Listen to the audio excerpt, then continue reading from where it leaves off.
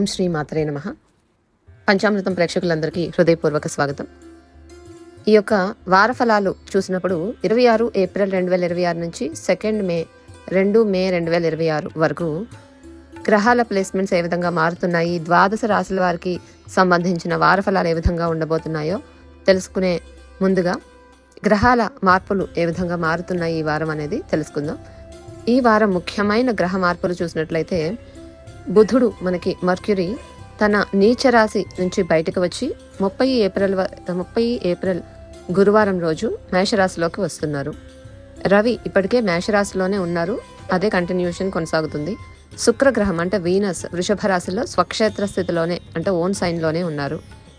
గురు సంచారం జూపిటర్ మిథున రాశిలో ఉన్నారు, అది కంటిన్యూషన్ అవుతుంది. కేతువు సింహరాశిలోను, తర్వాత రాహు కుంభంలోను కంటిన్యూషన్ జరుగుతుంది. తర్వాత కుజ బుధ శని మార్స్ మర్క్యూరీ సాటర్న్ గురువారం వరకు యుతి అంటే కంజంక్షన్లోనే కొనసాగుతున్నాయి. గురువారం దగ్గర నుంచి అంటే గురువారం రోజు బుధుడు స్థాన మార్పు జరుగుతోంది, బుధుని యొక్క స్థాన మార్పు.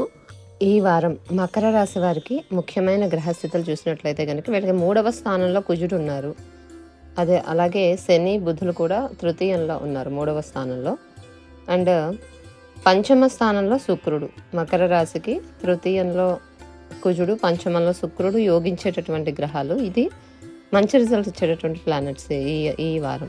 తర్వాత తృతీయ స్థానం చూసినట్లయితే కుజ శని యుతి వల్ల వీళ్ళకి ధైర్యం ఎక్కువగా పెరుగుతుంది, నిర్ణయాలు తీసుకునేటటువంటి సామర్థ్యం స్కిల్స్ మెరుగుపడతాయి.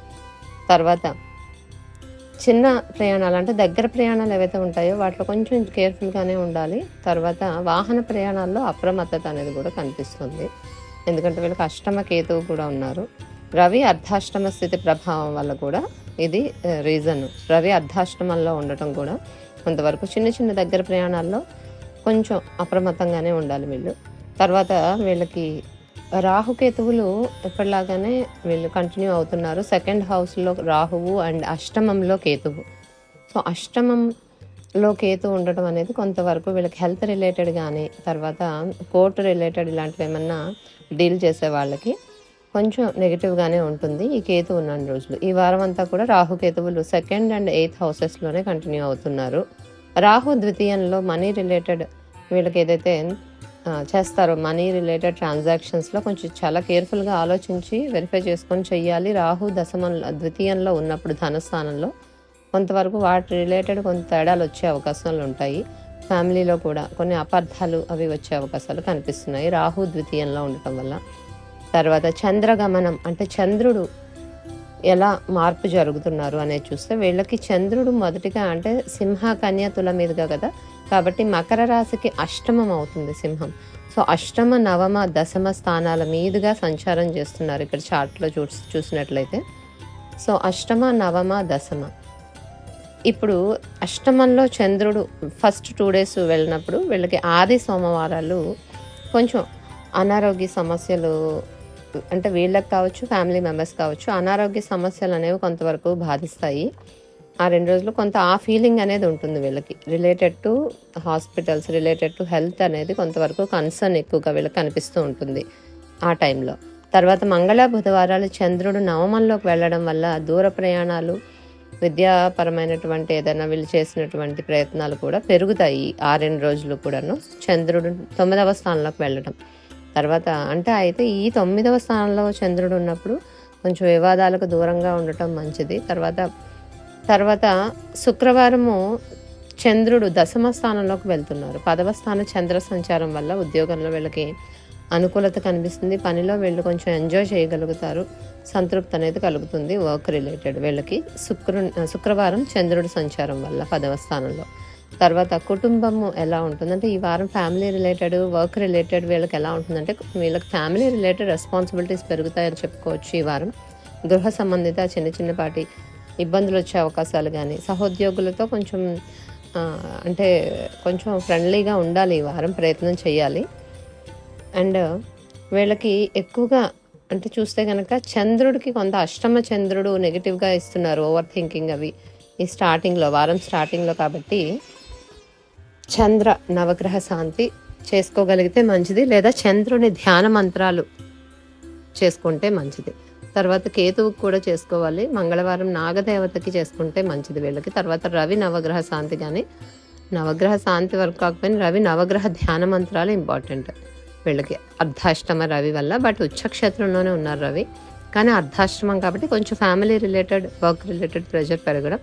బట్ వర్క్ రిలేటెడ్ కొంత దశమం మీద రవి దృష్టి పడుతోంది కాబట్టి వీళ్ళకి వర్క్లో స్ట్రెస్ ఉన్నప్పటికీ కూడా మంచి వీళ్ళ స్కిల్స్కి రికగ్నిషన్ వచ్చే అవకాశం కనిపిస్తుంది ఈ వారం. తర్వాత వీళ్ళకి ఏంటి అంటే కనుక కొంతవరకు మెయిన్ గురువు అనేటువంటిది గురుబలం రాబోతుంది. ఇంకా ఈ వారంలో అయితే గురుబలం లేదు మకర రాశి వాళ్ళకి. 6వ స్థానంలో గురుడు ఉన్నారు కాబట్టి కొంచెం హెల్త్ రిలేటెడ్ ఏమన్నా ఎక్స్పెండిచర్స్ ఇంక్రీజ్ చేయడం కానీ, ఆర్ హెల్త్ రిలేటెడ్ కన్సర్న్స్ ఏమన్నా వీళ్ళకి ముందు ఉంటే అవి బయటపడడం కానీ అది మంచిదే చేస్తారు. అంటే మెడికేషన్ అనేది కరెక్ట్ మెడికేషన్ వచ్చే విధంగా గురుడు 6వ స్థాన సంచారంలో. బట్ లోన్స్ రిలేటెడ్ కూడా వీళ్ళకి ఏమైనా అప్లై చేస్తే కనుక లోన్స్ పాజిటివ్గా ఉంటుంది.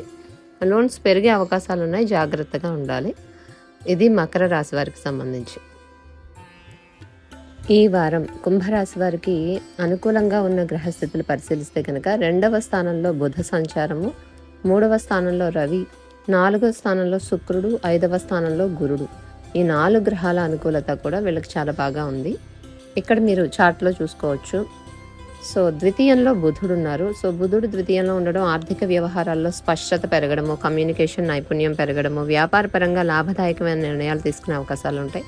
తృతీయ స్థానంలో రవి ఉండటం అనేటటువంటిది వీళ్ళు సొంతంగా ఏదైనా ప్రయత్నం చేస్తే కనుక అవకాశాలు వీళ్ళకి అవి ఫలించే అవకాశాలు ఉంటాయి. వీళ్ళు సొంతంగా చేసిన పనుల మీద వాళ్ళకి రిజల్ట్ అనేది బాగా వస్తుంది. ఏమైనా న్యూ థింగ్స్ స్టార్ట్ చేయడానికి వీళ్ళకి మంచి సమయం అనేది ఇది కనిపిస్తుంది. ఎందుకంటే ఇది తృతీయ రవి ఉండటం అనేది వీళ్ళకి డేరింగ్ అనేది పెరుగుతుంది బాగా.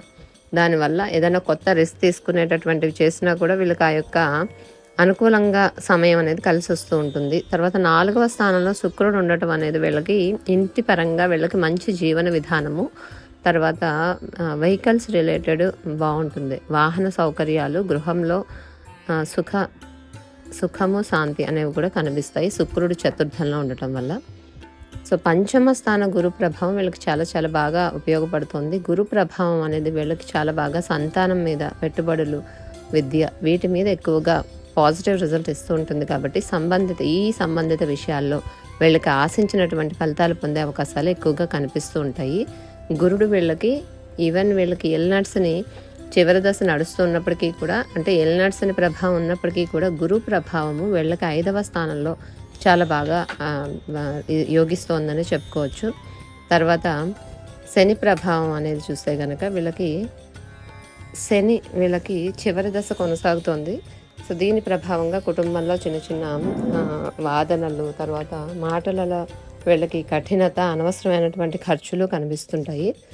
సో ఇది ధనస్థానం శని అవడం వల్ల వీళ్ళకి ఖర్చులు అనేవి ఎక్కువగా ఉంటూ ఉంటాయి. అంటే అనవసరమైన ఖర్చులు కొంత కనిపిస్తూ ఉంటాయి. సో వీళ్ళు ఖర్చుల మీద నియంత్రణ పాటించడం అవసరం. అలాగే మంగళ, బుధ, గురు వారాల ప్రభావం అనేది 28, 29, 30 తేదీల్లో ముఖ్యంగా వీళ్ళకి 8లోకి చంద్రుడు వెళ్తున్నారు. సో అష్టమంలో చంద్రుడు వెళ్ళినప్పుడు వీళ్ళకి కుటుంబంలో ఆరోగ్యపరంగా ఖర్చులు, కొంతవరకు వైద్య సంబంధిత ఖర్చులు, అండ్ ఆర్థికంగా వీళ్ళకి సమతుల్యత అనేది కొంచెం వాటి మీద ప్రెషర్ అనేది కలుగుతూ ఉంటుంది మనీ రిలేటెడ్ విషయాల్లో. తర్వాత వీళ్ళైతే ఎక్కువగా ఖర్చుల నియంత్రణకి వీళ్ళు ఎక్కువగా ఆలోచించాలి ఈ వారం. ఖర్చుల నియంత్రణ ఎలా చేసుకోవాలనేది. తర్వాత ఆరోగ్య జాగ్రత్తలు చాలా అవసరం ఈ వారం. అంటే అష్టమంలోకి చంద్రుడు కూడా వెళ్ళడం వల్ల. తర్వాత శుక్ర శనివారాల్లో మాత్రం 9వ స్థానంలోకి చంద్రుడు వెళ్తున్నారు కాబట్టి 9వ స్థానంలో చంద్ర సంచారం అనేది కొంతవరకు మంచిదే.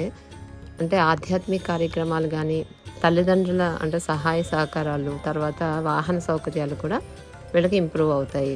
తర్వాత ఈ రోజుల్లో వీళ్ళకి నేను పైన చెప్పిన రోజుల్లో ఈ మంచి స్థిరమైన ఫలితాలు పొందే అవకాశాలు ఉన్నాయి కాబట్టి ఆ దిశగా వాళ్ళు ప్రయత్నాలు చేసుకోవాలి. కుంభరాశికి వీళ్ళు ఫలితాలు పాజిటివ్గా ఇచ్చేవి కంటే నెగిటివ్గా ఇచ్చే ప్లానెట్స్ ఏవైతే చెప్పుకున్నామో వాటికి పరిహారాలు ఏం చేసుకోవాలి అంటే కనుక మంగళవారం కుజగ్రహానికి వీళ్ళు కుజ నవగ్రహ ధ్యాన మంత్రము, సుబ్రహ్మణ్య స్వామి దర్శనం చేసుకోవడము, స్తోత్రాలు చేసుకోవడం మంచిది. శనివారం పూట తైలాభిషేకం చేసుకుంటే మంచిది. శని ధ్యాన మంత్రాలు కూడా చాలా ఇంపార్టెంట్. ఇవి ఈ యొక్క కుంభరాశి వాళ్ళ పరిహారాలు. ఈ వారం మీనరాశి వారికి చూసుకుంటే ముఖ్యమైన గ్రహస్థితులు 3వ స్థానంలో శుక్రుడు స్వక్షేత్రంలో ఉన్నారు, 6వ స్థానంలో కేతు ఉన్నారు. సో ఈ రెండు కూడా అనుకూలంగా ఉన్నాయి. 2 గ్రహాల అనుకూలత కనిపిస్తుంది వీళ్ళకి. తృతీయంలో ముందుగా శుక్రుడు ఉన్న ప్లేస్మెంట్ చూసుకుంటే స్వక్షేత్రం అవ్వడం వల్ల మంచి అంటే కమ్యూనికేషన్లో మంచి స్కిల్స్ పెరుగుతాయి. కమ్యూనికేషన్ స్కిల్స్ బాగా పాజిటివ్గా పెరుగుతాయి. కమ్యూనికేషన్తో వీళ్ళు ఇతరులను సులభంగా ఆకట్టుకునే సామర్థ్యం కూడా వీళ్ళకి పెరుగుతూ ఉంటుంది ఈ వారంలో. ఇది శుక్రుడు తృతీయంలో ఇక్కడ చార్ట్లో చూడొచ్చు. ఇక్కడ శుక్రుడు ఉన్న ప్లేస్మెంట్. ఈ సమయంలో వీళ్ళు ఇంటర్వ్యూస్, బిజినెస్ రిలేటెడ్ ఏదన్నా మీటింగ్స్ ఉన్నా, తర్వాత సిబ్లింగ్స్తో రిలేషన్స్, ఇవన్నీ కూడా వీళ్ళు మెరుగుపరుచుకోగలుగుతారు. ఈ రిలేటెడ్ డీల్స్ చేసే వాళ్ళకి చాలా పాజిటివ్గా ఉంటుంది ఈ వారం.